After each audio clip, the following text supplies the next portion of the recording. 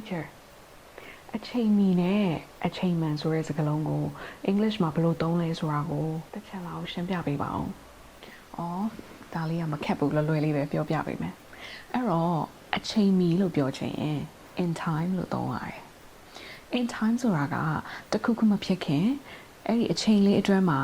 နောက်မကြာခင်အချိန်မီလေးရောက်သွားတဲ့ဟာမျိုးကိုပြောတာဖြစ်တယ်။အဲ့တော့အချိန်မီတာနောက်မကြာခင်ရောက်တာကိုပြောချင်တယ်ဆိုရင် in time အချိန်မီလို့သုံးရတယ်။ဥပမာအနေနဲ့ဆိုရင် I arrived in time to see the sunset နေဝင်တာကိုကြည့်ဖို့အတွက်ကျွန်မအချိန်မီလေးရောက်သွားတယ်။အဓိကကတော့ before it's too late အရင်နောက်မကြဘူးအချိန်မီလေးရောက်သွားတယ်လို့ပြောချင်တယ်ဆိုရင် in time နောက်တစ်ခုကအချိန်မှန် right အချိန်မှန်တယ်လို့ပြောချင်တယ်ဆိုရင် on time လို့သုံးရမယ်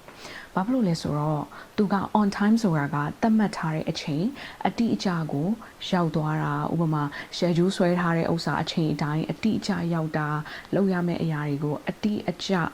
လုပ်တယ်ဆိုတော့အချိန်မှန်တဲ့အရာမျိုးကိုပြောချင်တယ်ဆိုလို့ရှိရင် on time ဆိုတဲ့စကားလုံးကိုသုံးလို့ရတယ်ဘယ်လိုနေရာတွေမှာသုံးလို့ရလဲဆိုရင်ယထာတို့လေယာဉ်တို့အစည်းအဝေးတို့ကြောင်းတက်တဲ့အချိန်အဲ့ဒီဟာတွေကိုအချိန်စရာနဲ့သွားရတဲ့ဟာမျိုးတွေမှာကိုကအချိန်မှန်ရောက်သွားတယ်ဆိုတဲ့ဟာမျိုးမှာကိုက on time အချိန်မှန်လို့သုံးလို့ရတယ်အဲ့တော့ဥပမာအနေနဲ့ the train arrived on time ယထာက